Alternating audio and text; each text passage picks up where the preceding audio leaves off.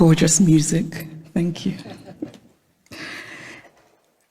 President of the Federal Republic of Germany, Dr. Steinmeier, Mayor of Berlin, Minister for Culture and Media, Dr. Monica Grütters, Director of the Humboldt Forum, Professor Dagalo, ladies and gentlemen, good afternoon. Actually, good morning-ish. It's almost afternoon.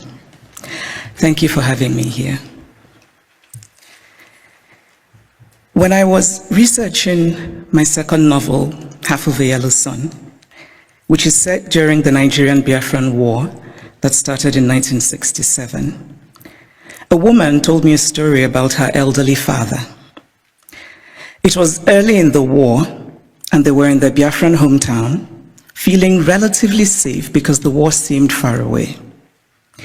Then suddenly they heard the loud, terrifying sounds of bombing very close to them, and they knew that they had only minutes to leave their home and run into the interior for safety before the Nigerian soldiers arrived. The elderly father was a wealthy man, but the only thing he rushed to take with him was his ikenga, a piece of wood, a beautifully carved piece of wood. But it wasn't just a piece of wood. It was also the repository of spiritual meaning. The ikenga represented his chi, his personal spirit, as well as his ancestors, his guardian angels. I was struck by this story.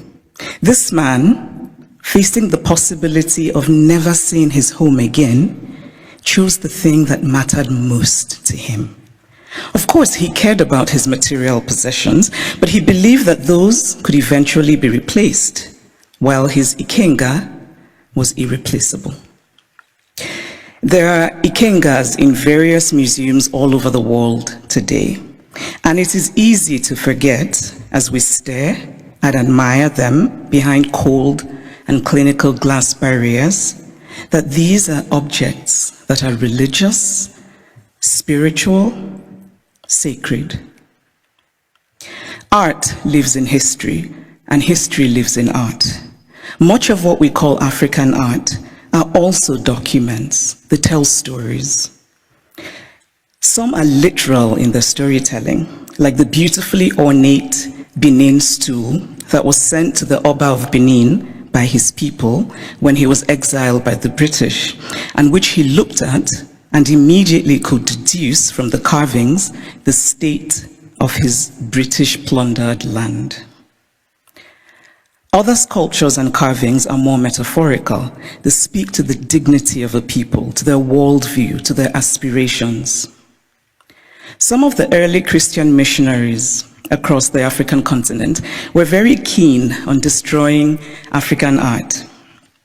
Carved African deities, which they told the Africans were just magic.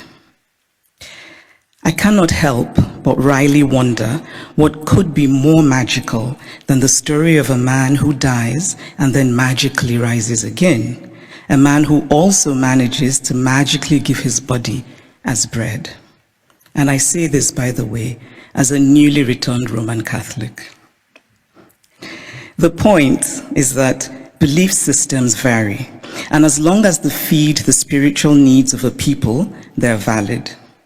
We cannot be dismissive of a belief system merely because it is unfamiliar to us, just as we cannot be dismissive of a history because we are uncomfortable with it. So I'd like to tell a small story about a Nigerian woman who's married to a Belgian and has lived in Belgium for many years.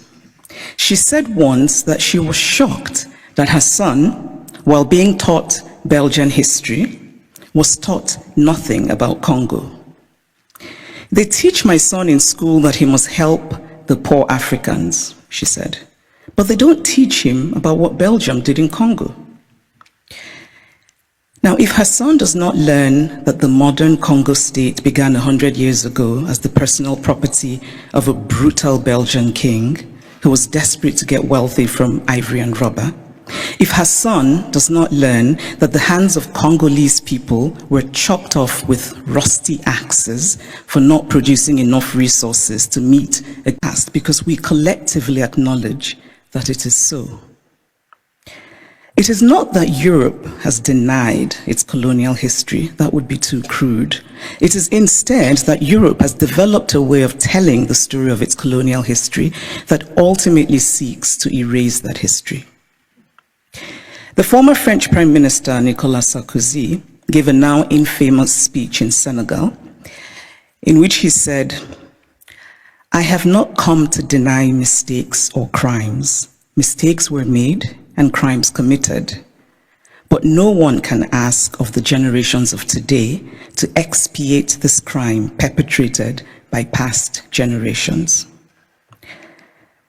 This is central to the story that Europe tells itself about its colonial history. It is a story that basically says, yes, colonialism happened, but. And whatever comes after the but is the focus of the story.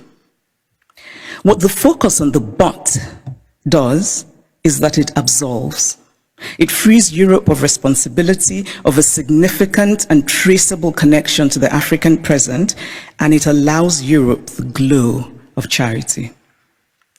But the truth is that the past does not merely tell us what happened yesterday, it also illuminates what happens today. If we acknowledge that present-day Europe is shaped by the Renaissance of 600 years ago, by the Enlightenment of 300 years ago, then surely we cannot say that what happened merely 100 years ago in Africa no longer matters. It matters. We are gathered today in this reconstructed palace, a beautiful place, but also a place that represents Germany's nostalgia for imperial times. When Kaiser William II lived here, German troops were killing children, women, and men in Southwest Africa. This building says that German history matters, even in a romanticized form. The history of Africa and Asia and Latin America must matter as well. We cannot pick and choose which histories and which points of view still matter, because to do this would be an ugly exercise of brute power. And speaking of power, here's a headline I just read in a German publication.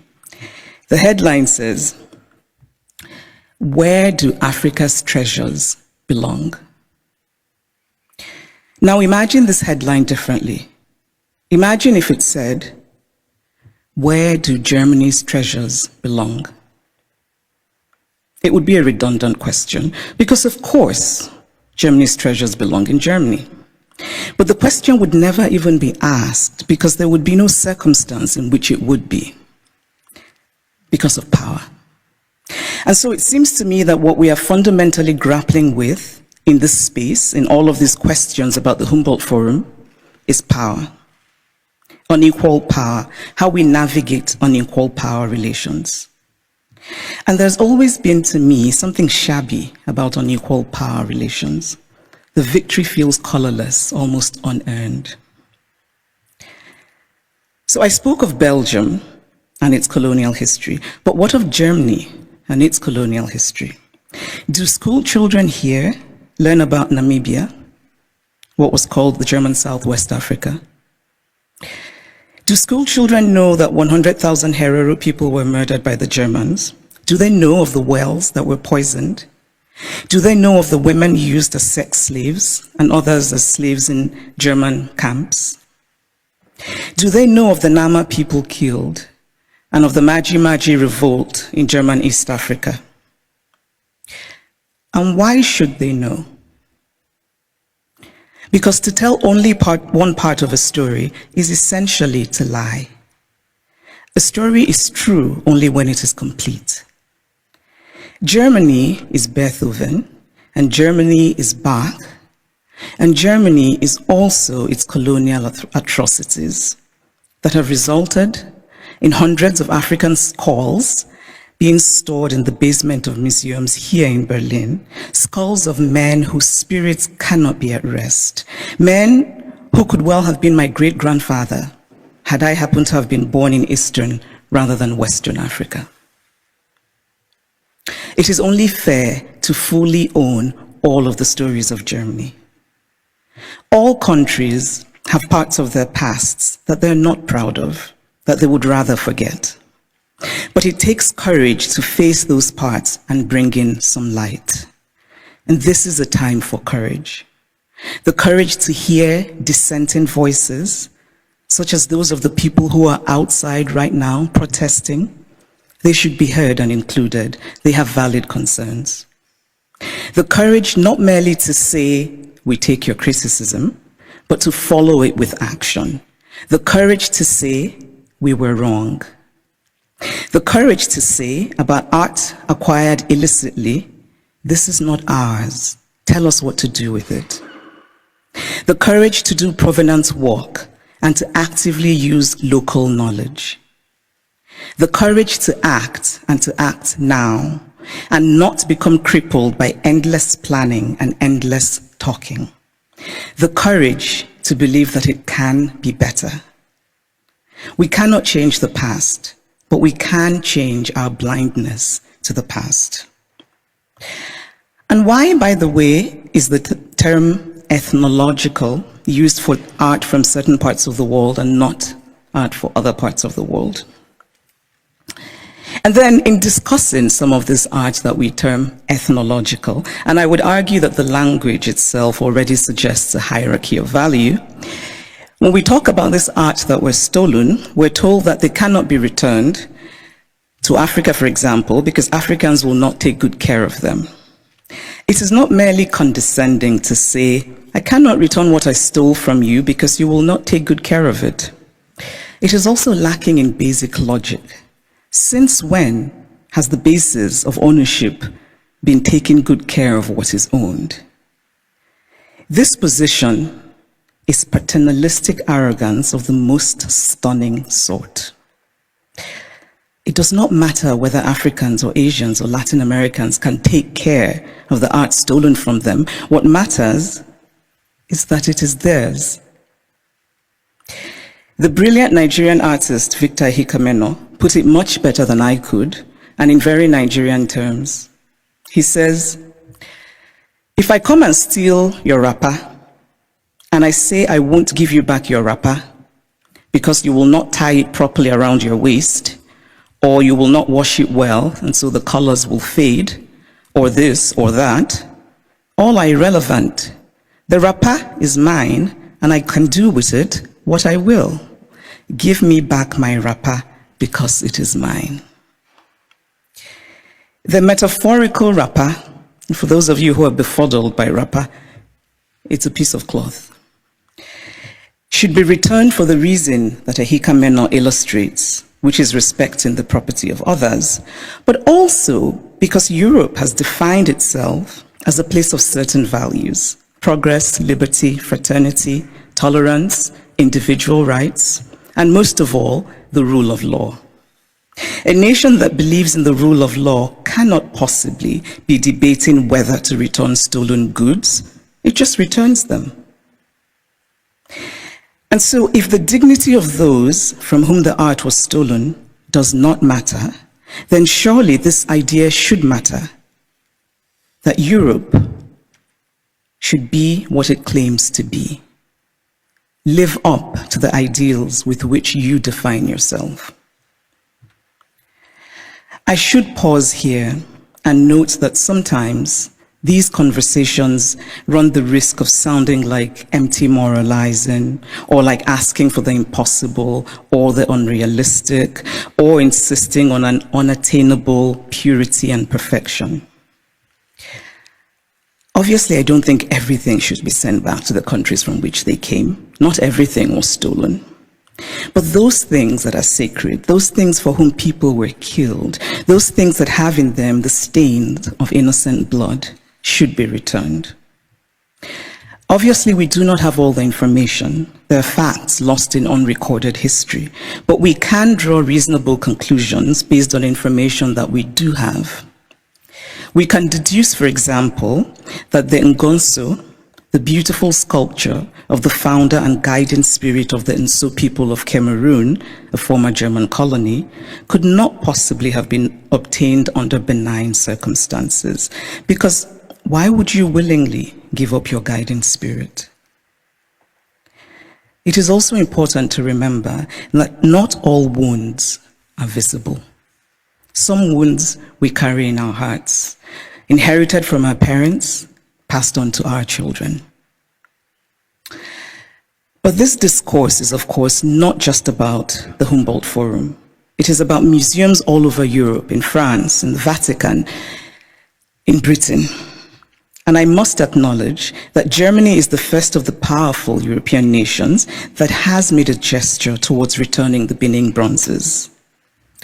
But it is also interesting that the announcement said that a substantial amount would be returned, which made me wonder how this would be determined and by whom. And it is equally interesting that it is British colonial loot rather than German colonial loot that is being returned by Germany. But still, it is progress. And Germany's action, this gesture towards righting what is wrong, must be acknowledged. My acknowledgement of it is not to say that the work is done, but that the work has started, and that perhaps a place like the British Museum, and I know that Neil is here, which owns the majority of the Benin bronzes, might perhaps be inspired by the German decision, and that hopefully the British Museum will rethink, and that hopefully the British Museum will rethink its policy of retain and explain, which is unacceptable. So this is the Humboldt Forum. A forum usually implies, among other things, a space created for a free exchange of ideas. One can only hope that the Humboldt Forum will live up to its name as a space for true intercultural and transcultural exchange of ideas in mutual respect between the cultures. But this rhetoric, free exchange of ideas, must be practical.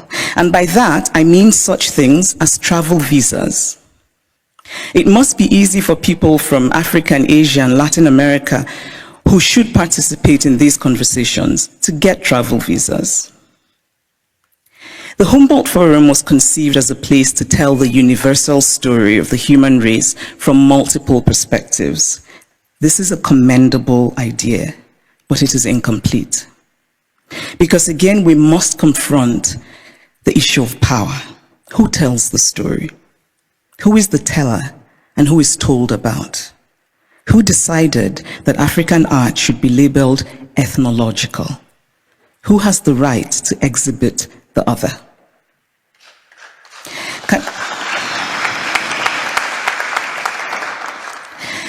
Can the Humboldt Forum be an opportunity? Can it become, among other things, a project of remembering, solemn, honest, mutual, and respectful? In conclusion, I want to say that I believe very much in dialogue. And I really believe that we can recreate the world by acting more courageously. To act with courage is to have concrete hope in a better future. We carve out a small space of the world, we shape and we reshape it, and in that way, small slice by small slice, we walk slowly, yes, but we walk on the path to real progress. Courage and hope are intertwined. Courage is an act of hope, and hope is born of courage. Acts of courage create hope, and there is nothing more essential to the human spirit than hope. So here's to courage. Thank you.